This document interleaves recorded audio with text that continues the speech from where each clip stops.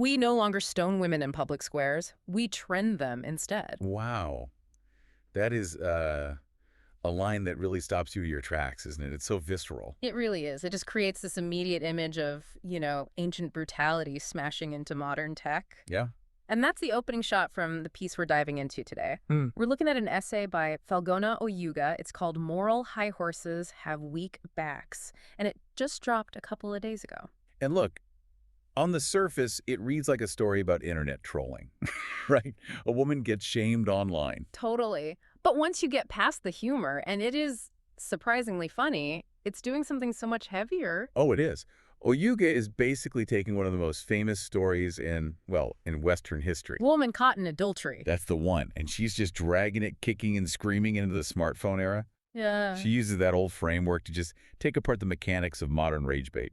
And that's really our mission for this deep dive. We want to get into not just how digital shaming works, but why. Why do we all participate? And specifically, Oyuga makes this really fascinating distinction between equality and autonomy that I think, it totally changes how you look at privacy online. Absolutely. It's a distinction that I think it's lost in the broader cultural conversation. For sure. But to even get there, we have to start somewhere really unexpected. We are starting with the internet or Twitter or even the woman herself. No, we're starting with a glass of wine and a funeral sermon. Exactly. This part threw me a little when I first read it. The narrator, who, we assume is Oyuga, is just sitting there scrolling, drinking some Chardonnay. Mindlessly. Yeah, and she's thinking about how priests talk at funerals. It felt like a bit of a detour. It seems so random, but it's actually No. setting the entire stage. She points out this very specific contradiction. You go to a funeral, and what does the clergy say? They say your loved one is in a better place. A golden place, flowing with milk and honey, sitting at the feet of Jesus. Right. The whole death is a reward narrative. They've graduated. Exactly. But then in the very next breath, that same preacher will say that Jesus saved you, the person who's still alive, from death. Okay. I see where she's going now. He saved you from the car crash or the illness. So if the afterlife is the VIP section, why are we all celebrating that we didn't get in? Precisely. She asks, why is the person on the wooden bench considered luckier than the person in the wooden box? It's a total paradox. Right. We're told to desire heaven, but we are terrified of dying. And she starts there to kind of prime you, the reader. She's showing us that we're all very comfortable living with rules that, if you poke them, they don't actually make any sense. We just accept the contradiction because it's tradition or it's, just what you say. So she's establishing that society is built on these flimsy, hypocritical structures. We say one thing, we do another. And just as she's having this quiet little philosophical moment, the enforcers of the rules show up. the peace is shattered. The mob arrives. And in the Bible story, they come with actual stones. Here they come with notifications. They're shouting, pseudo-feminist, pseudo-feminist, we caught her in the act. Okay, I want to just pause on that insult for a second. Pseudo-feminist. Yeah, it's really specific, isn't it? Why not just call her a slut or a sinner? If the goal is just shame, why bring politics into it? Because pseudo-feminist attacks her credibility, not just her morality. It's a way of saying, you claim to stand for women's empowerment, but look at you. Your behavior is dragging women down. Yeah. It's designed to isolate her from her own allies. That's smart in a dark way. It is. If you call her a slut, you might get feminists defending her. But if you call her a pseudo-feminist, you turn her own community against her. Yeah. It's a very, very modern Twitter-specific weapon. It's about delegitimizing her and the crime itself. The mob says she was in a bar, no underwear on. They're saying she's trending. According to our laws, she should be shamed and trolled. According to our laws, it sounds so Old Testament, but the public square is the timeline. Now, here's the crucial detail that the mob is, conveniently ignoring.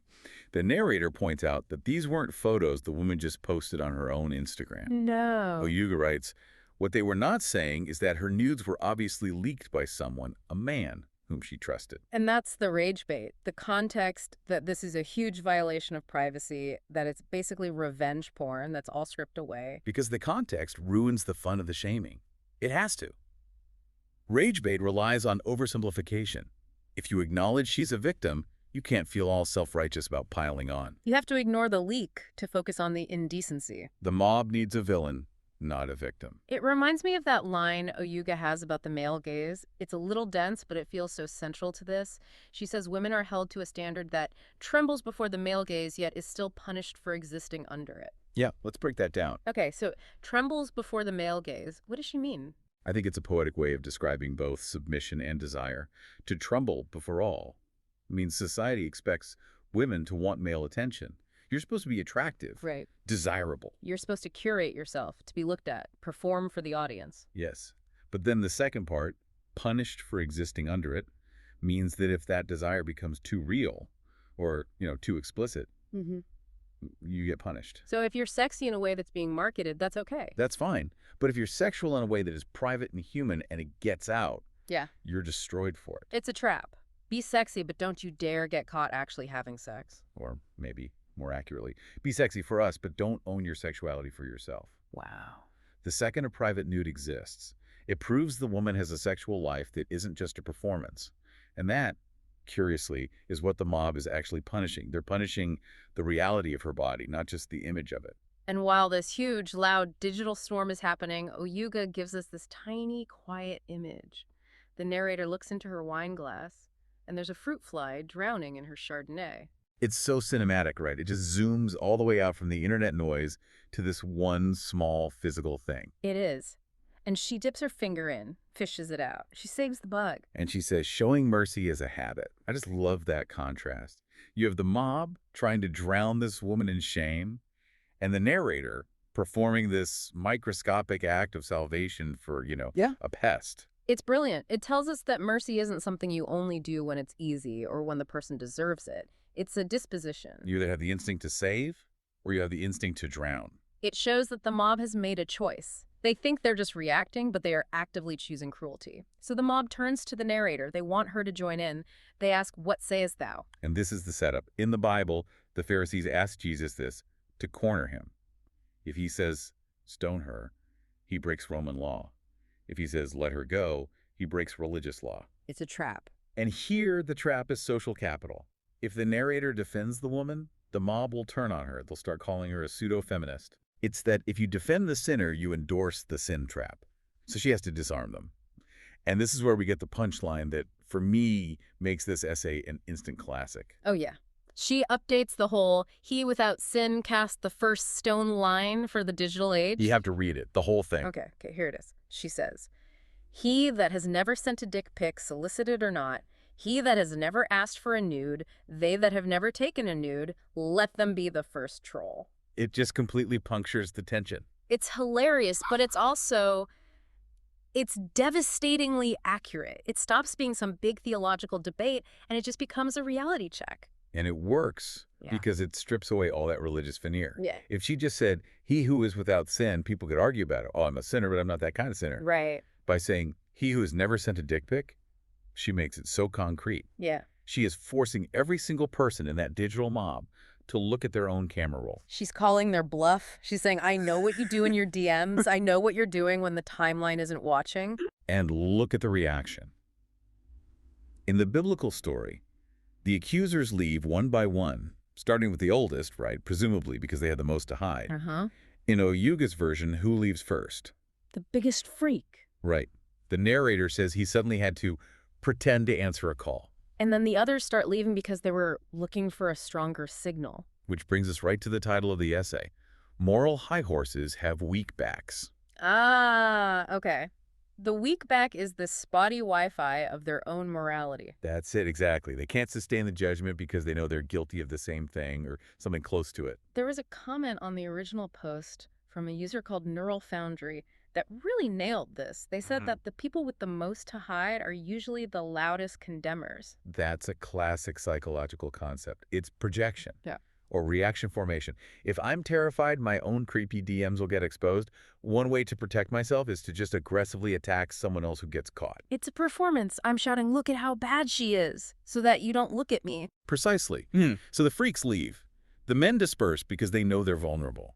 But the essay isn't over. And this, for me, is where it pivots to something even more painful. The men are gone, but a second wave of judgment arrives. The Pharisees. And in this telling, the Pharisees are identified as the good women. Yeah. These are the trolls asking for nudes. These are the commenters who are giving advice. You see this under every single scandal. Oh, yeah. Women should have their own money, live within your means. If you can't handle your liquor, don't drink. You have to guard your reputation. And those comments are so insidious because they sound like wisdom. Have your own money. I mean, who's going to argue with that? It's good advice. Of course. But in this context, what purpose do those comments actually serve? They're victim blaming. They're all saying, if you were just a little smarter, a little better, this wouldn't have happened to you. Exactly. It shifts all the responsibility from the perpetrator, the guy who leaked the photos, onto the victim. But we have to ask the hard question. Why do women do this to other women? Is it the same thing as the men? Projection? It's a little different. I think it's fear. It's a survival strategy. If I can convince myself that she got shamed because she made specific mistakes, she drank too much, she trusted a bad guy. Then I can convince myself that I am safe. Exactly. I'm safe because I don't do those things. I have a savings account. It's a way of creating distance between yourself and the victim so you don't have to feel her vulnerability. So we police each other to prove to the world, and maybe to ourselves, that we are the good ones. If I yell at her, I prove I'm not her. Correct. It's a performance of safety, and Oyuga calls them cowards. She does not pull her punches. No, she doesn't. She quotes Angela Davis here, and it is a heavy hitter. Women are told to protect their reputation because the system refuses to protect their rights. Wow. Okay, let's just sit with that for a second. That feels like the sociological core of this entire thing. Just think about it. If you knew the legal system would 100% protect you if your privacy was violated, if the leaker would go to jail, the images would be scrubbed, you wouldn't have to worry so much about your reputation. You'd just have rights. You'd have the law. Right. But because the system fails women so consistently, reputation is the only shield you have left. So women guard it fiercely, and they attack anyone who drops that shield because it makes them all look vulnerable. It's like we're all in this defensive crouch, just hoping we don't get hit, and we get mad at anyone who stands up and draws fire. And Oyuga is basically saying, stand up, Yeah. stop plotting against each other just to prove you're good. She argues that we have to stop harassing women for loving bad men or for what they wear. She says we all have a right to journey through the world protected and free. Which brings us to her closing argument. She draws this line between two words we usually use interchangeably: equality and autonomy. She writes, "We do not seek equality, we want autonomy." What's the difference she's getting at there? This, for me, is the most important takeaway, and it needs a little bit of nuance. Equality often just means we want what the other group has. It's comparative. Okay. So in this context, equality might look like, well, men should get shamed for leaked nudes just as much as women do. Right, which is just equality of suffering. We don't want everyone to get stoned. We want the stoning to stop. Exactly. Equality is asking for a seat at the table, even if the table itself is rotten. Autonomy is different. Autonomy is about self-governance. It's the right to rule your own self without somebody else interfering. So I can be naked, I can be clothed, I can be smart, I can be foolish. And none of those things give you the right to destroy me.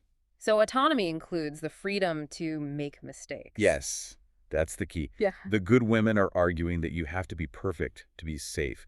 You have to be modest enough and visible enough. Autonomy says, I can be messy. I can trust the wrong guy. I can have a lapse in judgment. And I still deserve dignity. I still deserve for my private life to remain private. Autonomy is saying, my body is not public property no matter what I do with it. It's my life is not a lesson for you. That makes so much sense. Equality is, let us play the game too. Autonomy is, I'm not playing your game. That's a great way to put it. And it connects to the little book plug she puts at the end. She has a journal coming out called 365 Acts of Mischief and Rebellion for Women. Right, and the subtitle. Look at the subtitle. Not to make you louder, but to make you truer. Truer. That really hits home with the autonomy idea. Because being louder is just participating in the same noise. It's shouting back at the mob. Being truer is existing authentically, regardless of what the Pharisees or the trolls think. It's an act of rebellion to just be a flawed, complex, human woman in public and refuse to apologize for it. It's so interesting because usually when we talk about fixing social media, the advice is always technical: change your privacy settings, use two-factor. Yeah. But Oyuga isn't talking about tech, she's talking about the heart. She's talking about culture. You can't code your way out of misogyny. The only real fix is a cultural shift where we stop clicking, stop sharing, and stop judging. We have to see that the person who is trending is a human being. not just content. It goes right back to that fruit fly in the wine glass. It does. It's a choice. Every single time you see someone trending for the wrong reasons, you have a choice. You can be the mob, you can quote the rules, you can make these pseudo-feminist accusation. Or you can be the person who just offers a tiny bit of mercy. And we all have to ask ourselves, are we sitting on that high horse? Because as the essay says, the Wi-Fi up there is pretty weak. And we have all got drafts we would not want the world to see. Oh man, that is never send a dick pic line is going to stick with me for a long time. You should. It's kind of the modern golden rule. This was a really powerful one. It's definitely going to make me think twice before I scroll past the next main character of the day online. Same here. Mercy is a habit. You have to practice it. Thanks for diving in with us. Go practice some mercy today. Yeah. And seek autonomy. We'll see you next time.